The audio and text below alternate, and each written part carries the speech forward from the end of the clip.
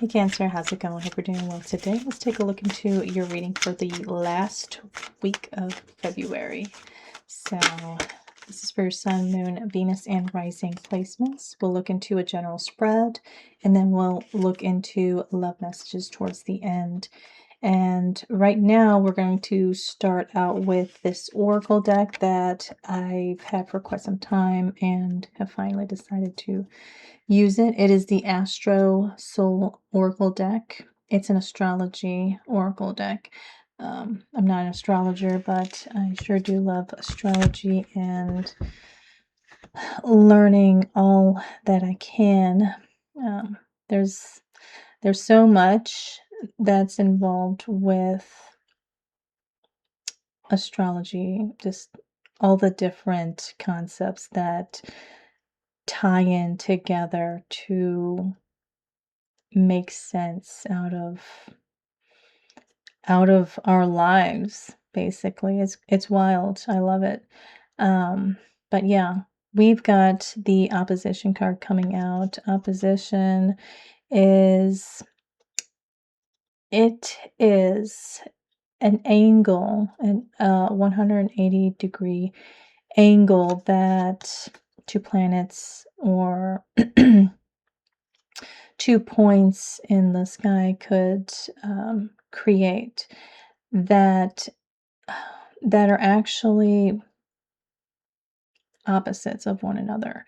The two different objects or points are, like it says here, complementary to one another, and so this this tension is created in an opposition angle, and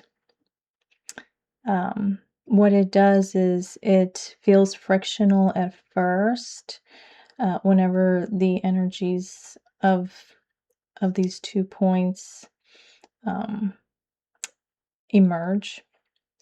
But if we can identify where we are having challenges in, it can make it a whole lot easier on us to find ways of counteracting the negative results that we might be experiencing. I don't know if that makes sense, but it does to me. So yeah, an opposition can work in our favors if we allow it to, or if we refuse to kind of integrate two dualistic energies. If we refuse to do that, we kind of have this this issue where we kind of are doing this balancing act, it seems like, where we are one way or another harnessing one energy and then the other, not understanding that we could make things a whole lot easier for us. I don't know. What else, Cancer? Maybe there is something in your life right now that you are not really understanding as to how to resolve, how to balance better than how it is being balanced at this point in time. We have the 9th house here, the house of I know. This is the house of higher and elevated thought as well as expansion. It covers long distance travels, foreign languages, inspiration, optimism, publications, higher education, spirituality, philosophy, religion, ideals, morals, and ethics. This is all about being, I want to say voyeurs, but adventurous and looking at the world through basically you know, a child's set of eyes, a little naive, but still one, still curious as to what's out there, how something works, or what have you. Um, maybe maybe you're needing to step out of the ideals and ways of doing things that you are familiar with, and try to look at other ways of possibly bringing balance into some sort of situation or issue that you may be having. Now we've got the sextile angle here. This is a 60-degree angle that two objects will make. And the sextile is all about whenever two, let's say, planets come together and they are sextiling each other, their energies actually are naturally integrated, and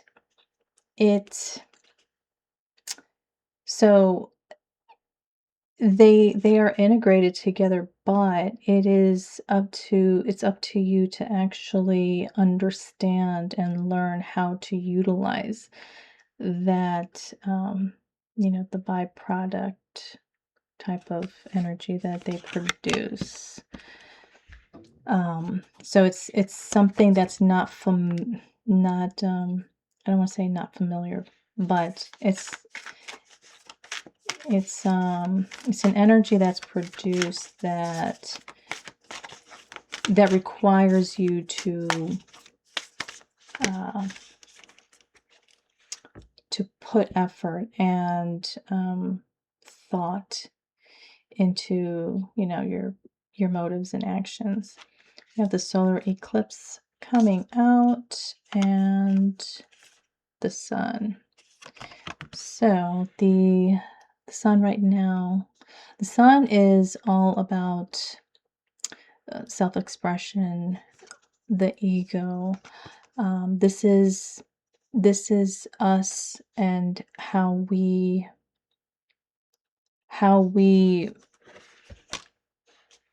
display ourselves to the world. Solar eclipse, we're going to have a full solar eclipse in Virgo, March, is it 6th or 8th? I don't know, but that's coming up now. I haven't read too much about it, but yeah, I think it's going to be another unique, celestial event that we will be experiencing. Third house, this is the house of the mind and ideas, where we see the concrete thinking, thoughts, communication, mental agility, and the capacity to relate to the most immediate and daily social environment, like siblings and neighbors. And then at the bottom we have Ceres. Ceres is an asteroid that in your chart, in your birth chart, natal chart, whatever sign it falls into is basically descriptive of your nurturing style. So, like my Ceres is in Pisces. My Ceres and my North Node is in Pisces, but other than that, I don't have Pisces in my chart. Knight of Cups just came out. This is your overall energy. This was part of Pisces' overall energy as well. Well, so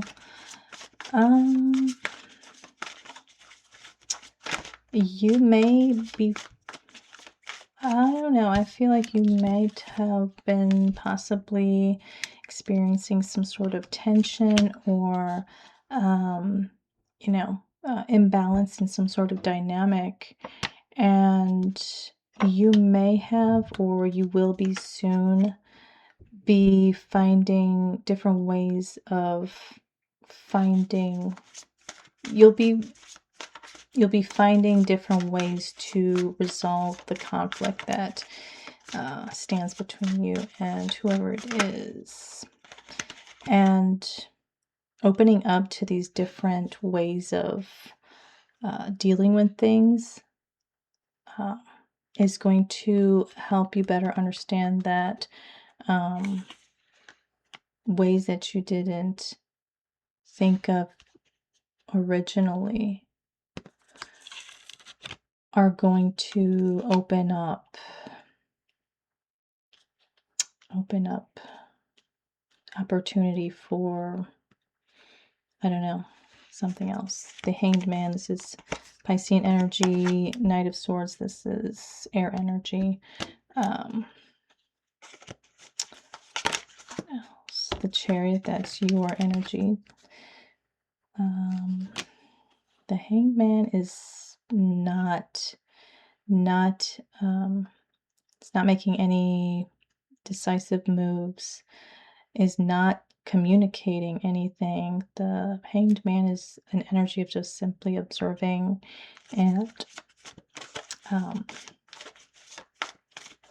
not just observing. Okay, when someone is in the Hanged Man energy, they're processing things through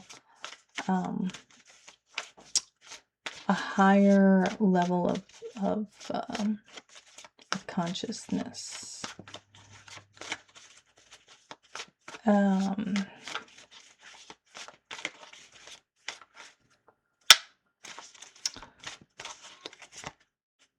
Five of Wands and the Page of Pentacles.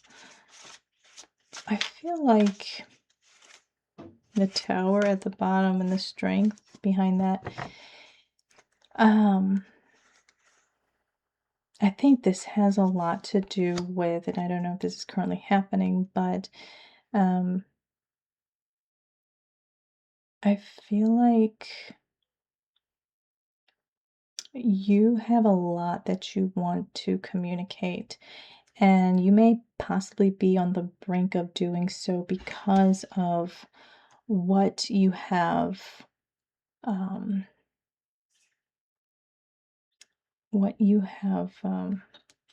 acknowledged about a certain issue. Let's just say issue or conflict. I feel like you may have realized that with the Five of Wands and the Page of Pentacles, whatever has been in this dynamic, and this is a very broad, very general reading, but I feel like with the Five of Wands and the Page of Pentacles, in whatever dynamic that you are in or were in, you realize that what was the way things were, the way things were planned to start initially, was only going to result in friction, tension. It was not meant to turn out successful. The Tower is all about removing whatever is necessary so that a new structure can, come about and be utilized more effectively, whatever structure that may be. So you may have realized that you may have been rigid in your thinking in the beginning of something, only believing that one way, or the specific way that you expected things to unfold, whatever way that was. You realize that it was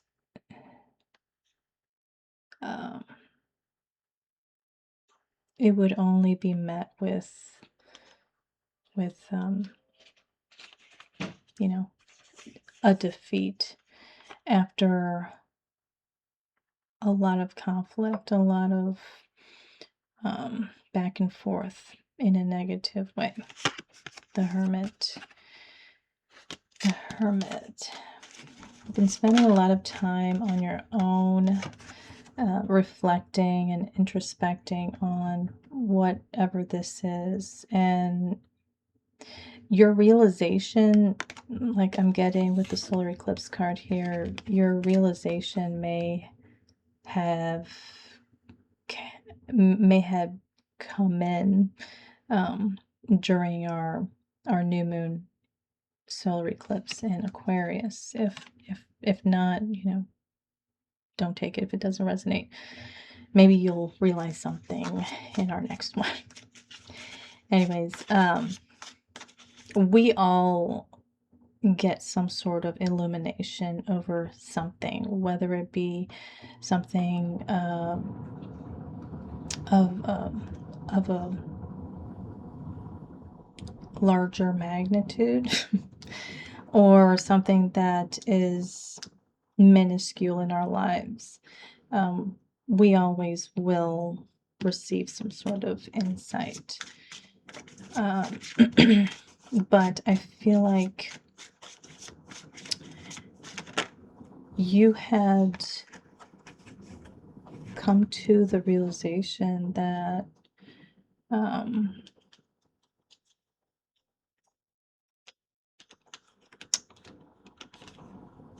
the way you envisioned something initiating, you realize that it needed some adjustments in order for it to be sustainable, in order for it to actually unfold into something successful. Knight of Cups. I feel like you're Knight of Cups. We got the Page of Cups here. Temperance. I feel like you've gone through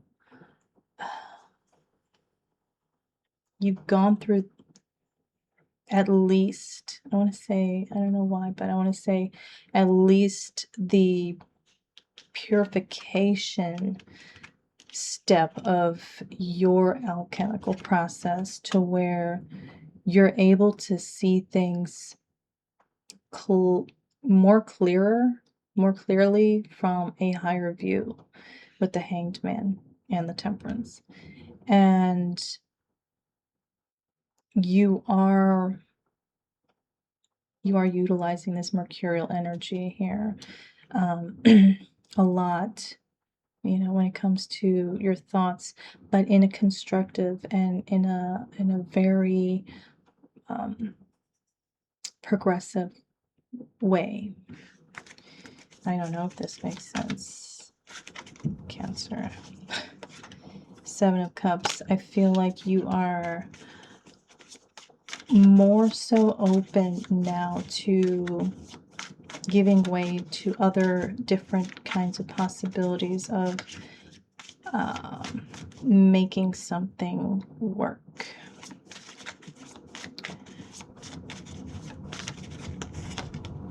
Three of Wands, Eight of Swords, and the Ten of Cups. I feel like you are, at this point, I think you're just really wanting to express something in regards to how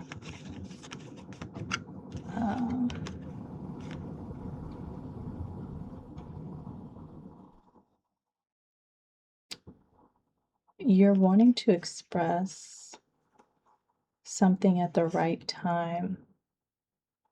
And this has something to do with Ten of Cups energy here. Three of Wands, for me right now, it's you waiting for the right time to speak upon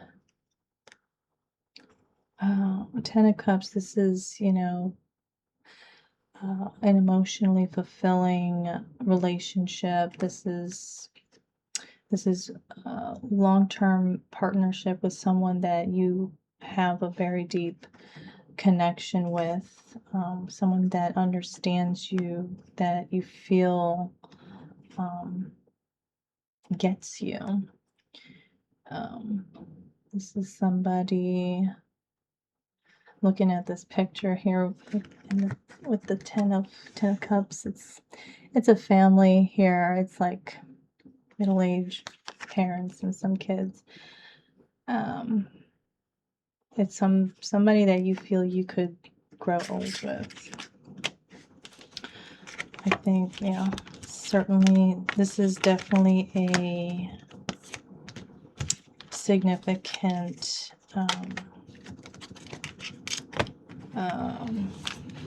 connection that you've been thinking heavily about, and like what to do about it. Whoa, series. Okay. Your love portion, Cancer. What is the energy of the person that you are connecting with? Three of Swords. This person may be heartbroken.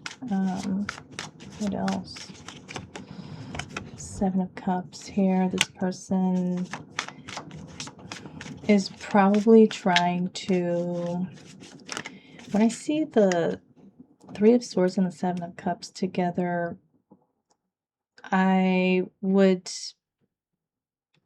feel like this Seven of Cups feeling is the result,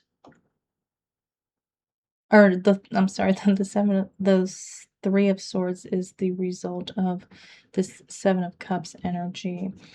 Oh wow.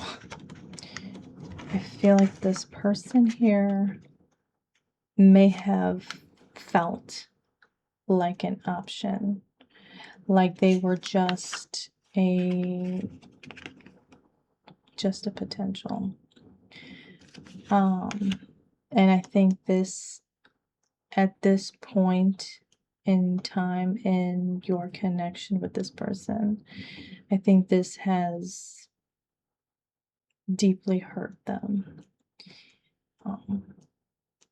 And this is recent. This is recent.